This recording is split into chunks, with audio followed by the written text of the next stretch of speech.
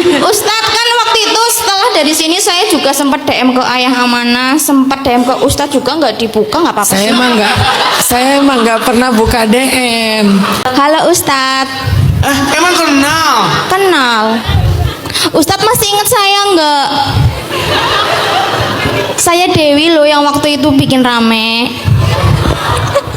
Yang di sini juga? Iya. Saya yang waktu sama adik saya itu loh Ustadz, yang saya. Oh, yang duduk di tengah. Iya. Kali ini saya sama adik saya dan ibu saya Ustadz. Masya Allah. Alhamdulillah. Ustadz ini saya ketunjuk lagi loh. Gimana? Alhamdulillah ini saya ketunjuk lagi. Iya, luar biasa. Amalannya apa sih Mbak Dewi? Masya Allah. Yang pasti doa dari orang tua Ustadz. Betul. Itu yang pertama. Yang kedua doa dari anak saya dan suami saya. Masya Allah. Suaminya hadir? Enggak. Nitip salam buat Ustadz katanya. Salam kenal balik sama suaminya. Oh ya Ustadz. Jadi sekarang ada masalah apa lagi nih? Kan kemarin udah beres. Ustadz sebenarnya saya banyak masalah, cuma kan nggak mungkin. Kirain udah beres masalahnya. Enggak. Kemarin kan just tip kan? Iya. Sekarang juga ada yang just tip lagi, gimana nih? Mbak Dewi itu kurir ternyata. Kurir pertanyaan. Bukan Mbak Dewi nggak nanya ke Ustadz nggak? Nanya. Saya mau nanya, tapi saya mau cerita dulu sedikit. Boleh. Sedikit ya. Sedikit. Gini ya Ustadz, kan kemarin video saya itu kan sempat viral ya. Berapa viewersnya berapa? Nambah follower 34 berapa? juta. 34 juta. Iya. Saya kan. Juta. Iya. Asli. TikTok ya? Di TikTok Ustadz. Oh, berarti sekarang udah aku jadi. mau lihat. Sekarang udah jadi influencer ya Mbak Dewi ya. Lihat aja Ustadz, nggak apa-apa. Ya, saya juga mau lihat Mbak. Ustadz kan waktu itu setelah dari sini saya juga sempat DM ke Ayah Amanah, sempat DM ke Ustadz juga nggak dibuka, nggak apa-apa. Saya emang nggak pernah buka DM. Jangankan Mbak Dewi, DM anak saya aja nggak saya buka. Ya silakan Mbak Gini Dewi. Ustadz, Gimana kan waktu itu ceritanya? ada yang bilang katanya gini, kok nggak sopan manggilnya Tat gitu kan ya waktu itu ya Ustadz, maaf nih gini, soalnya kan saya udah terbiasa manggil ke guru kelas di anak saya kan Tat Ustadz gitu kan, jadinya keceplosan sama Ustadz, maaf ya Ustadz. Nggak apa-apa. Terus ada lagi yang bilang katanya nggak ngefans tadi, kok sekarang bilangnya ngefans, sebenarnya kayak gini memang. Oh jadi sebetulnya ini lagi menjawab pertanyaan netizen ya? Mau cerita dulu lah Ustadz. Saya kan senang banget loh bisa ketunjuk lagi. Yang pertama, yang kedua saya sangat antusias loh ikut kajian lagi Ustadz. Ya makasih. Terus kan ada yang bilang katanya tadi yang ngefans suaminya, kenapa bilang ngefans? Sebenarnya yang pertama ngefans itu memang suami saya. Terus sering diliatin videonya Ustadz tuh. Terus akhirnya kan saya ikut ngefans ya. Sekarang malah gini, lah aku udah nggak ngefans lagi sama Ustadz Hanataki, mau ganti Ustadz kayak gitu. Suaminya. Iya. Ya nggak apa-apa. Biar banyak ustadznya kan gitu kan? Enggak Bagus. sih, cuma bercanda lah Ustadz. Jangan diambil hati ya Ustadz. Saya kayaknya setelah ini butuh me time deh. Oh iya. Ya lanjut Mbak Dewi. Jawab loh Mbak Dewi, Ustadz mau kita. Ustadz saya mau nanya nih, waktu kajian yang pertama Pak ya, mungkin kan Ustadz menyampaikan bahwa kita hidup itu apa ya, pasti dikasih ujian dulu baru dikasih hadiah. Pelajaran. Ya pelajaran dulu. Enggak, ujian dulu baru pelajaran. Ya itulah, kebalik, maaf. Dikasih tahu sama Ustadz. Oh iya, maaf Ustadz, Enggak maaf. apa-apa, santai. Saya mau cerita ya, mau cerita lagi lah. Oh nggak masih apa-apa ada cerita? lah. Enggak, saya kan sudah menikah selama 13 tahun ya Ustadz. Masya Allah. Saya sudah dikaruniai 2 putri, alhamdulillah yang soleha semuanya. Masya Allah. Saya mau nanya, gini apa ya? Saya sih alhamdulillah selama ini nggak pernah dikasih cobaan yang benar-benar berat begitu, enggak sih. Cuma 2 tahun terakhir ini memang saya dikasih cobaan sama Allah itu dari anak saya yang kedua, suami saya, ibu saya dan adik saya itu sakit gitu loh Ustadz. Jadi apa ya? Saya tuh nggak bisa membayangkan kalau mereka itu, ya mohon maaf ya kalau tiba-tiba diambil sama Allah gitu ya Ustadz. Terus kan pasti Allah tahu kalau Allah itu ngasih cobaan umatnya, kan pasti umatnya mampu. Berarti kan saya mampu ya memang nih. Lah terus gimana ya caranya biar kita positif bahwa kita nanti akan mendapatkan pelajaran kayak gitu Ustadz, dalam hal misalkan saya dikasih cobaan lewat mereka sakit ini, nanti saya dapat misalkan hadiah gitu. Nah gimana caranya agar saya tuh yakin bahwa nanti kamu tuh pasti dapat hadiah kayak gitu loh Ustadz. Itu yang pertama.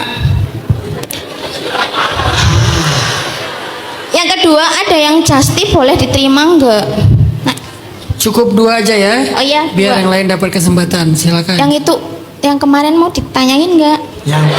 Oh ini mau rapat keluarga dulu. Enggak, ada yang WA katanya nitip pertanyaan gimana menghadapi sikap orang lain yang selalu nanya ke teman saya itu kapan hamil kayak gitu.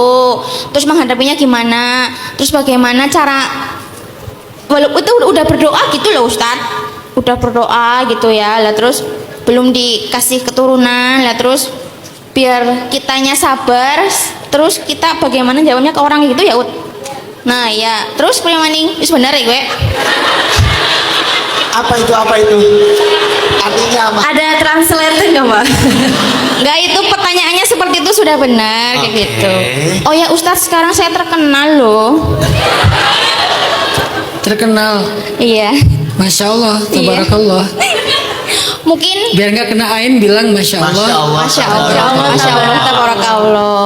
Mungkin hanya itu aja Pak ya Ustadz, kasihan yang lain. Iya. Ketika kita diuji oleh Allah Subhanahu wa taala dengan ujian apapun, kayak misalnya sekarang Keluarga. Mbak Dewi lagi diuji dengan keluarganya yang sakit secara bergantian, atau mungkin banyak dari keluarga yang dicintainya yang sakit. Cobalah jangan terlalu larut dalam kekhawatiran. Gimana kalau nanti mereka dipanggil sama Allah? Gimana kalau sakitnya semakin parah? Gimana? Anxiety itu obatnya adalah husnuzon billah, berbaik sangka kepada Allah. Allah ngasih sakit bukan hanya kepada mereka, Allah ngasih sakit kepada banyak orang. Dan betapa banyak orang yang survive dengan sakitnya. Baru aja tadi pagi kalau nggak salah ya, ada seorang cewek nanya di sini, kalau nggak salah tadi pagi apa kemarin ya. Jadi ada yang nanya, dia bilang, apa saya mimpi ya? Kayaknya tadi pagi deh. Dia bilang dia tuh kena kanker 10 tahun yang lalu. Kemarin ya, berarti hadir ya. Dia kanker 10 tahun yang lalu, divonis sama dokter hidupnya tinggal 3 bulan lagi. Tapi Masya Allah udah 10 tahun. Saya punya teman, dia divonis juga sama, sekitar setahun paling lama atau beberapa bulan lagi. Tapi sekarang udah sekitar 17 tahun dia survive kanker payudara stadium lanjut. Artinya betapa banyak orang yang diuji dengan sakit, dan Allah juga berikan kepada mereka kesembuhan, ada yang diberikan kepada mereka kesabaran, ada yang diberikan kepada mereka keberkahan hidup. Justru gara-gara sakit ibadahnya semakin getol. Artinya jangan terlalu larut dalam prasangka-prasangka yang bikin anxiety. Gimana kalau. Coba belajar husnuzon sama Allah. Kenapa penting husnuzon? Karena kata Allah dalam hadis qudsi, aku tergantung prasangka hambaku kepadaku. Jadi kalau Mbak Dewi atau semua teman-teman pengen yang baik-baik dalam hidup, kebaikan itu tergantung apa yang kalian persangkakan kepada Allah. Kalau kalian berprasangka yang baik-baik kepada Allah, maka Allah akan berikan persis seperti yang kalian persangkakan, atau bahkan lebih baik dari apa yang kalian persangkakan.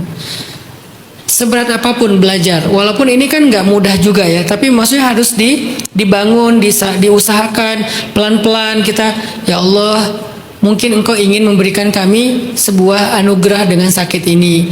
Tolong jaga mereka untuk aku ya Allah. Tolong beri mereka kesembuhan ya Allah. Engkau yang maha menyembuhkan. Coba sampaikan kalimat-kalimat yang baik kepada Allah. Jangan sampai kita watadhunnuna billahi dhannas sau, dan kalian berprasangka kepada Allah dengan prasangka yang buruk. Adh-dhannina billahi dhannas sau, orang yang berprasangka kepada Allah dengan prasangka yang buruk. Jangan sampai kayak gitu. Jadi teman-teman yang dirahmati Allah, rahasia dari bisa mengobati kecemasan belajarlah berprasangka yang baik kepada Allah. Yang kedua, ada teman Mbak Dewi nanya di WA, gimana ngadapin orang yang suka mempertanyakan hal-hal yang kita belum dapatkan. Kapan kamu diterima kerja? Kapan kamu menikah? Kapan kamu punya anak? Kapan kamu ini? Kapan kamu itu? Balik lagi kepada pembahasan kita hari ini. Kata Allah di dalam surat Al-Muzammil surat 73 ayat 10, wahjurhum, abaikan mereka. Wasbir ala ma yaqulun, bersabarlah terhadap ucapan mereka. Caranya wahjurhum hajran jamila, abaikan mereka dengan cara-cara yang baik. Jadi kalau kita diomongin orang dengan omongan yang gak nyaman, kata Allah wasbir ala ma yaqulun, bersabarlah terhadap omongan mereka, ucapan mereka. Cara bersabarnya wahjurhum, abaikan mereka, tinggalkan mereka, nggak usah direspon. Kalau terlalu annoying banget, ya udahlah, skip aja nomornya, blok aja nomornya. Kalau udah terlalu mengganggu banget, unfollow aja dia, nggak usah terlalu direspon lagi. Kalau nggak terlalu annoying atau nggak mungkin kita blok, ya minimal jangan direspon, jangan di replay, jangan di debat, udah diamin aja.